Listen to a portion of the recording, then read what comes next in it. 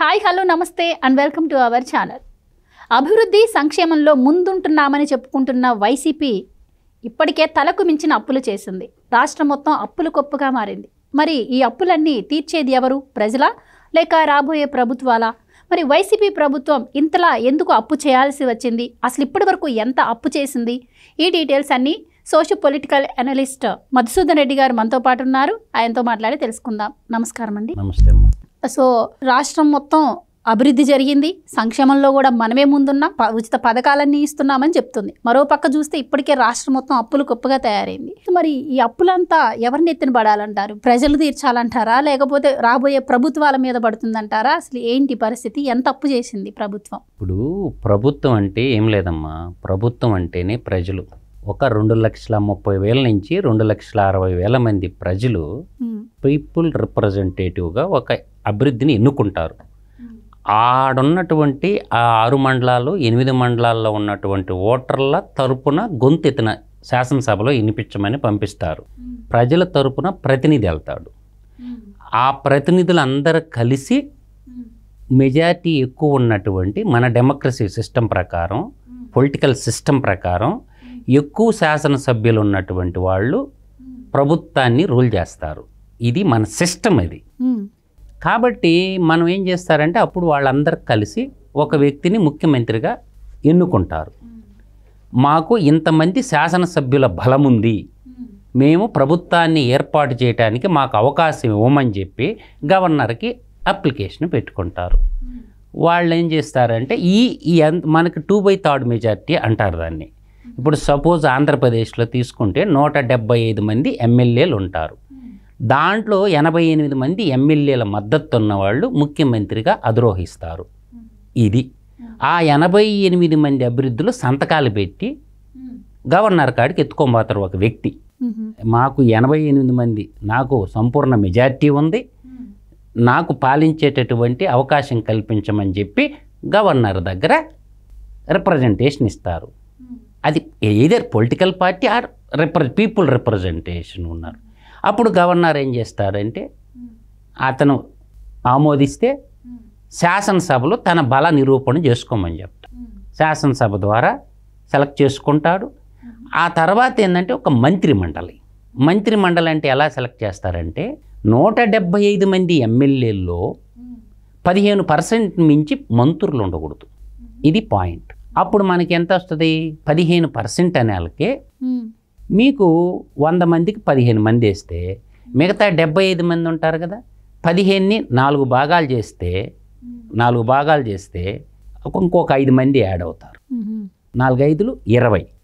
కాబట్టి మనం ఆలోచించాల్సిందంటే ఒక 15 మంది ప్లస్ ఇంకొంతమంది కలుపుకొని ఇంకొక 10 మంది 26 మందితో కలిపి ముఖ్యమంత్రి ప్లస్ 25 మంది ఎమ్మెల్యేలు కలిసి ఒక క్యాబినెట్ రూపకల్పన చేసుకుంటారు. వీళ్ళు ఈ క్యాబినెట్ రూపకల్పన చేసుకొని ముఖ్యమంత్రితో సహా, ముఖ్యమంత్రికి ఎన్ని పవర్స్ ఉంటాయో మంత్రికి కూడా అన్ని పవర్స్ ఉంటాయి.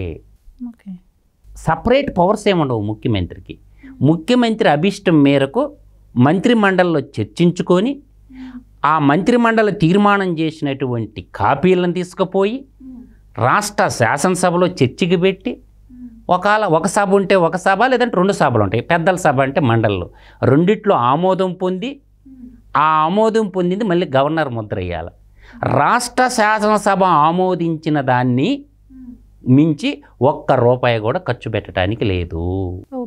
1000 రూపాయలైనా సరేనమ్మా, రాష్ట్ర శాసనసభలో ఆమోదించినటువంటి డబ్బులు మాత్రమే ఖర్చు పెట్టేటువంటి, శాసనసభ ఆమోదం లేకుండా ప్రతి రూపాయి శాసనసభలో చర్చించాలి. కానీ మన దౌర్భాగ్యం ఏం జరుగుతుందంటే శాసనసభలో చర్చ జరగటంలో బడ్జెట్ పొద్దుల మీద దేనికి ఎంత తెస్తున్నాము, దేనికి ఎంత ఖర్చు పెడుతున్నామని ఏదో 4-5 మాట్లాడతారే తప్ప 175 మంది ఎమ్మెల్యేలు వాళ్ళు ఆ బడ్జెట్ ప్రవేశపెట్టినప్పుడు దాని మీద చర్చించటంలా. నీకు సింపుల్గా చెప్తానమ్మా, జగన్మోహన్ రెడ్డి ఎక్కిన తర్వాత 2019-20 ఫైనాన్షియల్ ఇయర్లో మనకి ఏప్రిల్ 1 నుంచి మార్చి 31 వరకు, ఏప్రిల్ 1 నుంచి మళ్ళీ సంవత్సరం మార్చి 31 వరకు ఉండేదాన్ని ఆర్థిక సంవత్సరము అంటారు. మామూలుగా ఈరేమో జనవరి 1 నుంచి డిసెంబర్ 31 కనుక్కుంటారు.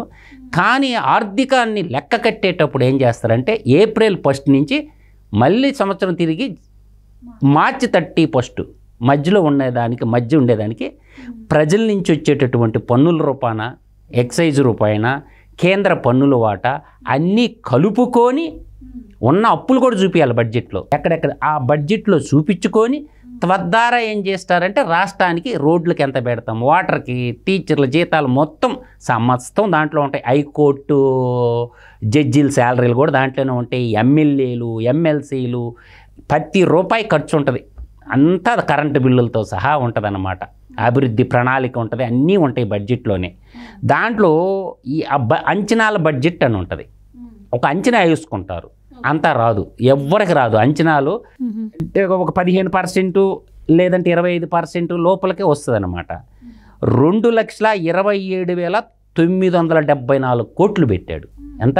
2,27,974 కోట్లు పెట్టిన బడ్జెట్ చివరికి మనకి కంట్రోల్ ఆడిట్ జనరల్ కాగ్ ఉంటుంది, కంప్యూటర్ అండ్ ఆడిట్ జనరల్. అది రాజ్యాంగబద్ధ సంస్థ లెక్కల ప్రకారం వాస్తవంగా ఖర్చు ఎంత పెట్టారంటే 1,73,700 కోట్ల రూపాయలు. అంటే దాదాపు 76%, 100% అంటే 24% తగ్గిపోయింది ఆ ఫైనాన్షియల్ ఇయర్లోని. మళ్ళీ 2020-21 బడ్జెట్కి వచ్చేటప్పుడు మళ్ళీ ఫైనాన్స్ మినిస్టర్ బడ్జెట్ ప్రవేశపెడతారు. దాంట్లో 2,24,789 కోట్ల రూపాయలు అంచనాల బడ్జెట్ రూపొందించారు. వాళ్లకు వచ్చింది ఎంత అంటే రాష్ట్ర గవర్నమెంట్కి 1,87,101 కోట్లు వచ్చింది.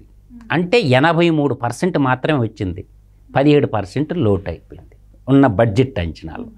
తర్వాత 2021-22కి వచ్చేసరికి 2,29,779 కోట్లు బడ్జెట్ పెట్టాడు బొగ్గన రాజేంద్రనాథ్ రెడ్డి. ఆయనకు వచ్చింది ఏంటంటే 191,594 కోట్ల మాత్రమే వచ్చింది. 83%, ఆడ 17% లోటు బడ్జెట్కి వచ్చేసింది. తర్వాత 2022-23 ఆర్థిక సంవత్సరానికి వచ్చినప్పుడు 2,56,256 కోట్లు బడ్జెట్ ప్రవేశపెట్టాడు.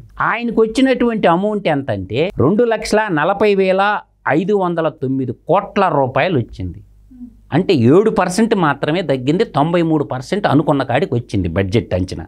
2023-24 మన డిసెంబర్ 31 నాటికి వాళ్ళు పెట్టిన బడ్జెట్ ఏంటంటే, టోటల్ బడ్జెట్ అంటే మార్చి 31 దాకా ఉంటుంది కదా, 2,79,279 కోట్లు పెడితే నిన్న మార్చి నాటికి వచ్చినటువంటి, అంటే డిసెంబర్ నాటికి వచ్చిన లెక్క 10 నెలలకు వచ్చింది 1,88,324 కోట్లు.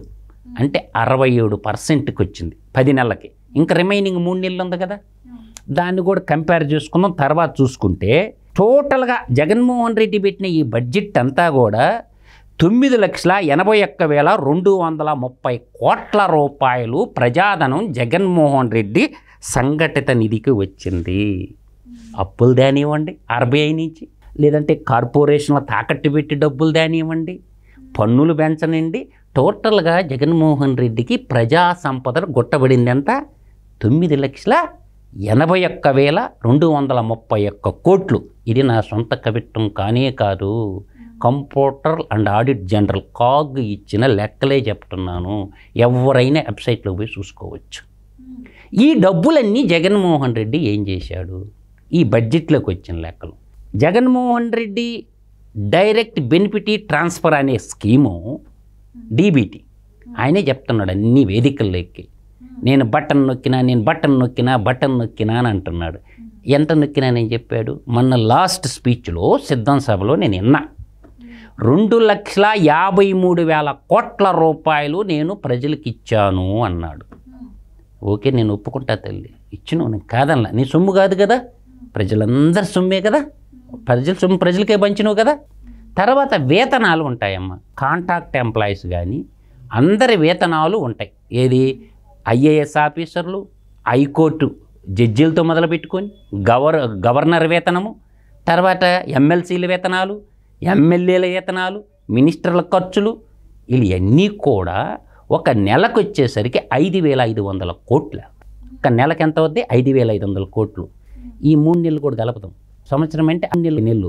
అప్పటికి మనకి ఎంత అవుతుంది? 6,5,30, అంటే 3,30,000 కోట్ల రూపాయలు అన్ని వేతనాలు అవుతాయి.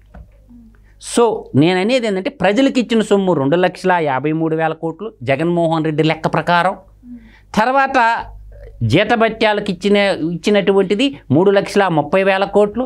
ఈ రెండు కలుపుకుంటే మనకి 5,83,000 కోట్ల రూపాయలు అవుద్ది. జగన్మోహన్ రెడ్డికి వచ్చిన మొత్తం డబ్బులు దాదాపుగా 10 లక్షల కోట్లు. 9,81,231 కోట్లు అంటే నిన్న డిసెంబర్కి చెప్పా, ఈ 2 నెలలు కూడా ఉండేగా. కాబట్టి 10 లక్షల కోట్లకి రౌండ్ ఫిగర్ అవుదాం, రౌండ్ ఆఫ్ అవుదాం. అయినప్పుడు ఇది తీసేయండి 10 లక్షల కోట్లు, 4,17,000 కోట్ల రూపాయలు ఎక్కడ అభివృద్ధి జరిగింది? ఇరిగేషన్ ప్రాజెక్టులకు ఎంత పెట్టావు? పాఠశాల భవనాలు ఎన్ని నిర్మాణం చేశావు? రోడ్లు ఎన్ని పోసావు? ఇవన్నీ చూపించాలి కదమ్మా. ఈ 4,17,000 కోట్ల అభివృద్ధి చూపించగలవా? ఎక్కడ దేనికి ఎంత? ఇరిగేషన్లు ఎంత పెట్టావు? హాస్పిటల్ రంగంలో ఎంత పెట్టావు? గ్రామీణ ప్రాంతంలో రోడ్లు ఎన్ని పోసావు? ట్రాన్స్మిషన్ లైన్లు ఎన్ని వేసావు? ఇవన్నీ చెప్పాలి కదమ్మా. ఇవన్నీ చెప్పకుండా ఈ 4,17,000 కోట్ల అభివృద్ధి చూపించాలి జగన్మోహన్ రెడ్డి. పోలీస్ స్టేషన్లు కట్టున్నా, ప్రాజెక్టులు కట్టున్నా, ఎక్కడ కట్టినా నువ్వు ప్రాజెక్టులు? ఏదన్నా ఒక్క ప్రాజెక్ట్ ఏదన్నా కంప్లీట్ చేసి జాతికి అంకితం చేశాడా జగన్మోహన్ రెడ్డి? ఒక్కటంటే ఒక్క ప్రాజెక్టు. అంటే మన ఆంధ్రప్రదేశ్ అంతా అన్నపూర్ణ లాంటి ఆంధ్రప్రదేశ్ని అప్పుల ఆంధ్రప్రదేశ్గా మిగిల్చాడు. అప్పారావు పరిపాలన జరుగుతుంది. ఈ నెలలో 23, 24లో ఏప్రిల్ నెలలో 6,000 కోట్లు అప్పు తెచ్చిండు రిజర్వ్ బ్యాంక్ ఆఫ్ ఇండియాని. మే నెలలో 10,000 కోట్లు అప్పు తెచ్చిండు. జూన్ నెలలో 7,000 కోట్లు అప్పు తెచ్చిండు. జూలై నెలలో 7,000 కోట్లు అప్పు తెచ్చిండు. ఆగస్ట్ నెలలో 6,000 కోట్లు అప్పు తెచ్చిండు. సెప్టెంబర్ నెలలో 6,000 కోట్లు అప్పు తెచ్చిండు. అక్టోబర్ నెలలో 7,450 కోట్లు అప్పు తెచ్చిండు. నవంబర్ నెలలో 2,000 కోట్లు తెచ్చిండు. డిసెంబర్ నెలలో 4,000 కోట్లు తెచ్చిండు. జనవరి నెలలో 6,550 కోట్లు అప్పు తెచ్చిండు. ఫిబ్రవరి నెలలో 6,900 కోట్లు తెచ్చిండు. అంటే టోటల్ కలుపుకొని 68,900 కోట్ల రూపాయలు అప్పు తెచ్చిండు ఈ ఒక్క ఫైనాన్షియల్ ఇయర్లోని. ఈ నెల మాసానికి రేట్ ఆఫ్ ఇంట్రెస్ట్ ఎంతో తెలుసా? 7.32% నుంచి 7.78% రేట్ ఆఫ్ ఇంట్రెస్ట్కి రిజర్వ్ బ్యాంక్ ఆఫ్ ఇండియా కాడ తెచ్చాడు. ఈ డబ్బులు ఎవరు కట్టాలా? ఇంత అప్పులు చేసి రాష్ట్రాన్ని ఏదన్నా పారిశ్రామికీకరణంగా ఏమన్నా అభివృద్ధి చేసిందా? ఏదన్నా కొత్త కంపెనీలు నిర్మాణం చేసి నిరుద్యోగ యువతకి ఉపాధి ఏమన్నా కల్పించిందంటే లేదు. ఈ అప్పులన్నీ ఎవరు కట్టాలా? కాన్స్టిట్యూషన్లో నిర్మలా సీతారామన్, ఫైనాన్స్ మినిస్టరు నిర్మలా సీతారామన్ గారే చెప్పారు, ఆంధ్రప్రదేశ్కి దాదాపుగా 4,50,000 కోట్ల రూపాయలు అప్పు ఉంది అని భారత పార్లమెంట్లో చెప్పింది ఆమె. బడ్జెట్టేతర అప్పులు ఉంటాయమ్మా. బడ్జెట్టేతర అప్పులు అంటే మీకు తెలంగాణలో రేవంత్ రెడ్డి ముఖ్యమంత్రి అయిన తర్వాత వాళ్ళు మామూలుగా బడ్జెట్లో చూపించిన అప్పులు కాకుండా బడ్జెట్టేతర అప్పులు అంటే కార్పొరేషన్లని తాకట్టు పెట్టి తెచ్చేటటువంటి అప్పులు అన్నమాట. కార్పొరేషన్లో తాకట్టు పెట్టి అప్పులు తెస్తారు, అవి బడ్జెట్లో చూపిరు. లోకల్లో ఉన్న నేషనలైజ్డ్ బ్యాంకుల్లో తెస్తారనమాట. 5,80,000 కోట్ల రూపాయలని నిన్న శ్వేతపత్రం రిలీజ్ చేసిండు. ఇప్పుడు 175 మంది ఎమ్మెల్యేలు శ్వేతపత్రాన్ని ఎందుకు అడగరు? ఒక్కరు కాకపోతే ఒక్కరన్న అసెంబ్లీలో ముఖ్యమంత్రి గారు మీరు కార్పొరేషన్లు తాకట్టు పెట్టి ఎన్ని అప్పులు తెచ్చినవని చెప్పి ప్రజలందరూ పన్నుల రూపంలో కట్టిన డబ్బు కదమ్మా. దేనికి ఎంత ఖర్చు పెట్టిన ఒక్క ఎమ్మెల్యే అని అడగాలి కదా. 175 మంది ఎమ్మెల్యేలు ఉండేది ఎందుకు? ఎంపీలు అంటే పక్కన పెట్టేయండి, వాళ్ళు కేంద్రంలో చూసుకుంటారు. వాళ్ళు చేసింది ఏం లేదులే కేంద్రంలో, వాళ్ళు కేంద్రం పోయిన వాళ్ళు ఏం లేదులే, వాళ్ళు చేసింది ఏం లేదు. కానీ అందువల్ల నేను అంటుండేది ఏంటంటే రాష్ట్రము అధోగతి పాలైపోయింది, రాష్ట్రంలో అభివృద్ధి శూన్యమైపోయింది. చదువుకున్న యువత ఉద్యోగాలు లేక వలస వెళ్ళిపోతున్నారు. ఇవి చాలంటే ప్రభుత్వ ఆస్తులను కూడా అమ్ముతున్నారు. ప్రభుత్వ ఆస్తులు అమ్మడం కాదు, ప్రభుత్వ ఆస్తులు తాకట్టి పెట్టి తెస్తున్నారు. ఇవన్నీ ఎవరు తెచ్చాలా నేను అంటుండేది. ఒక్క లిక్కర్లోని ధరలు పెంచేసి జగన్మోహన్ రెడ్డి మొన్న డిసెంబర్ నాటికి 1,15,000 కోట్ల రూపాయలు ప్రజల రక్తం పీల్చి పిప్పి చేసుకున్నాడు. 1,15,000 కోట్ల రూపాయలు అంటే ప్రజలకు సంక్షేమ పథకాల పేరు చెప్పి ప్రజల సొమ్ము ప్రజలకే పంచుతున్నట్టు చూపిస్తూ ఎలక్షన్ ముందేమో మద్యపాన నిషేధం అన్నాడు. ఇప్పుడు మద్యమే ముద్దయిపోయింది. ముందు చూపు లేదు కానీ ముందు చూపు బాగా ఉంది జగన్మోహన్ రెడ్డికి. ఇవి ఏం చేయాలా? ప్రజలు అర్థం చేసుకోవాలా. సెంట్రల్ గవర్నమెంట్ కూడా వదిలేసింది. ఎందుకంటే జగన్మోహన్ రెడ్డి యొక్క ఎంపీలు, రాజ్యసభలో ఉన్నటువంటి ఎంపీలు కేంద్ర ప్రభుత్వం మోడీకి అవసరం. కేంద్ర ప్రభుత్వంలో మోడీ గారు ఇప్పటివరకు నిన్న జరిగిన పార్లమెంటు బడ్జెట్ సెషన్లో దాదాపుగా 235 బిల్లులు ప్రవేశపెడితే, 235 బిల్లులు ప్రవేశపెడితే భారత పార్లమెంట్లో రాజ్యసభలో అడ్డుకునే అవకాశం ఉన్నా కూడా అడ్డుకోకుండా బేషరతుగా జగన్మోహన్ రెడ్డి మద్దతు ఇచ్చాడు 235 బిల్లులకి. అంటే బీజేపీతో అవినాభావ సంబంధం. ప్రధానమంత్రి నరేంద్ర మోడీని చేసి ఎందుకు వణకతుండడు జగన్మోహన్ రెడ్డి? స్పెషల్ స్టేటస్ మాకు లేదు, వాళ్ళకు పూర్తి మెజార్టీ. ఏడుంది పూర్తి మెజార్టీ? పార్లమెంట్లో ఉంది. రాజ్యసభలో వచ్చేసరికి ఒక్క బిల్లు కూడా పాస్ కాదు జగన్మోహన్ రెడ్డి ఎంపీలు కానీ ఎదురు తిరిగితే. ప్రత్యేక హోదా అడగొచ్చుగా, విశాఖ రైల్వే జోన్ అడగొచ్చుగా, అమరావతి రాజధాని నిర్మాణానికి డబ్బులు అడగొచ్చుగా, పోలవరానికి నిధులు అడగొచ్చుగా. ఇవన్నీ ఏమీ చేయకుండా తర్వాత వెనకబడిన ప్రాంతాలకి అభివృద్ధిపై రాయలసీమ 4 జిల్లాలు, ఉత్తరాంధ్ర 3 జిల్లాలకి స్పెషల్ గ్రాంట్ ఉందమ్మా, అది అడగొచ్చుగా. స్పెషల్ ప్యాకేజ్ ఇస్తానన్నాడు అప్పుడు, దాన్ని అడగొచ్చుగా. తర్వాత కేంద్ర ప్రభుత్వం కూడా చూచి చూడనట్టు ఎఫ్ఆర్బిఎం అని చట్టం ఉందమ్మ ఒకటి. ఎఫ్ఆర్బిఎం చట్టం ఏంటంటే the Fiscal Responsibility and Budget Management Act 2003లో అప్పటి ఆర్థిక మంత్రి అయినటువంటి యశ్వంత్ సిన్హా ప్రవేశపెట్టాడమ్మా. 2006 నుంచి అమల్లో ఉంది ఆ చట్టం. ఈ విధంగా ఇచ్చలవిడిగా అప్పులు చేస్తుంటే కేంద్ర ప్రభుత్వం కూడా చూచి చూడనట్టు వదిలేయటం కూడా, కేంద్ర ప్రభుత్వం కూడా బాధ్యతారాహిత్యంగా ఉండటమే కదా. భారతదేశం అంటే ఏంటి? రాష్ట్రాల సమూహం భారతదేశం. భారతదేశ ప్రభుత్వానికి, యూనియన్ ప్రభుత్వానికి బాధ్యత లేదా? మాకు ఫెడరల్ సిస్టమ్ ఉంది, మాకు సంబంధమే లేదని కేంద్రంలో ఎలా మాట్లాడతారమ్మా? ఇంత అరాచకతమైనటువంటి ఆర్థిక ఎమర్జెన్సీ ఆంధ్రప్రదేశ్లో ఉంటే ఆర్టికల్ 356 పనిచేయదమ్మా. కేంద్ర ప్రభుత్వం రంగంలోకి దిగాలి కదా. ఆ ఫైనాన్సులు ఈ విధంగా ప్రజలందరూ ఈ డబ్బులన్నీ ఎవరు కట్టాలమ్మా? ఏమన్నా పన్నులు పెంచకుండా ఉండంటే అన్ని రకాల పన్నులు పెంచేసిండు. ఆర్టీసీ ఛార్జీలు 3 సార్లు పెంచిండు, దాదాపుగా విద్యుత్ ఛార్జీలు 8 సార్లు పెంచిండు. తర్వాత ఆ చెస్ ఈ సెస్ అని పెట్రోల్ ఉత్పత్తుల మీద పెంచిండు, అంటే పెట్రోలు డీజిలు. కాబట్టి నిత్యావసర ధరలు విపరీతంగా పెరిగిపోయినాయి. అందువల్ల ఏంటంటే ఇంకా ఫైనల్గా నేను ఒక మాట చెప్తున్నానమ్మా, ఒక సింపుల్గా గుర్తుపెట్టుకోండి మీరు. చంద్రబాబు నాయుడు ముఖ్యమంత్రిగా ఉన్నప్పుడు రెవెన్యూ రాబడి 65,000 కోట్లు ఉన్నింది రాష్ట్రానికి. దాన్ని ఆయన దిగిపోయే నాటికి 1,15,000 కోట్లు చేసిండు. ఈరోజు జగన్మోహన్ రెడ్డి రెవెన్యూ ఆదాయం ఎంతో చెప్పనా? 1,19,000 కోట్లు. అంటే సంవత్సరానికి 1,000 కోట్లు పెంచిండు. ఆయన తెలివి ఆడావి పడిపోతాడు. అంటే డబల్ చేసిండు చంద్రబాబు నాయుడు ఇంచుమించుగా. కానీ ఈయన సంవత్సరానికి 1,000 కోట్ల. ఇవాళ అదే చంద్రబాబు నాయుడు కానీ ముఖ్యమంత్రిగా ఉంటే 2,50,000 కోట్లకు పోయేది ఒక్క రెవెన్యూ ఆదాయమే. కాబట్టి ఒక్క ఛాన్స్ అని ప్రజలు నమ్మి ప్రజల్ని నట్టేట ముంచేసి ఊరూడ మద్యపాన నిషేధం అని చెప్పి లిక్కర్ షాపులు తెరిచేసి తన సొంత మద్యం అమ్ముకుంటా వాళ్ళ లివర్లు కిడ్నీలు నాశనం చేసేస్తున్నాడు చూసావా. కాబట్టి ప్రజలు కూడా ఆలోచిస్తున్నారు.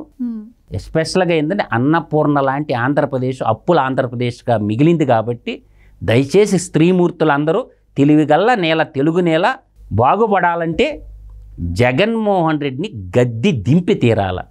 లేదు ఆంధ్రప్రదేశ్ కుక్కలు చింపిన ఇస్తర్లాగా మారిపోవాలా, అభివృద్ధి వద్దు ఏమి వద్దు అని అనుకుంటే మనల్ని ఎవరిని బాగు చేయలేరు. అందరూ బాగుండాలా, అందులో మనం ఉండాలని కోరుకోవాలి తప్ప వీష దేశ పగతోటే రగిలిపోయేవాడు బాగుపడ్డట్టు చరిత్రలో లేదు. కాబట్టి మరో హిట్లర్ లాగా తయారయ్యాడు ఆంధ్రప్రదేశ్లో. జర్మనీలో హిట్లర్ ఎలా తయారయ్యాడు, ఆంధ్రప్రదేశ్కు ఒక హిట్లర్ లాగా తయారైపోయినాడు. ఇతనికి గతంలో పరిపాలన అనుభవం లేక అతనికి పరిపాలన చేత కాలేదు. ఒక్క ఛాన్స్ అనితే హ్యుమానిటీ ఎక్కువ ఉంటుంది కాబట్టి నేను తండ్రి లేని బిడ్డని అన్నాడు. కాబట్టి ఏదో నమ్మి ఒక అవకాశం ఇచ్చారు, ఇంకా నో మోర్ ఛాన్స్. ఎప్పుడు ఎలక్షన్ వచ్చినా జగన్మోహన్ రెడ్డిని గద్దె దిగడం ఖాయం. ఎన్ని జిమ్మిక్కులు చేసుకున్నా, ఎన్ని సభలు పెట్టుకున్నా, ఎంతమందిని తరలించుకున్నా ఫలితం శూన్యం. జగన్మోహన్ రెడ్డికి సీటీ చినిగిపోయింది. తెలుగు ప్రజలు తెలివైన వాళ్ళు సైలెంట్గా వైలెంట్ తీర్పిస్తారు. జరగబోయేది అదే అని మాత్రం చెప్పగలను.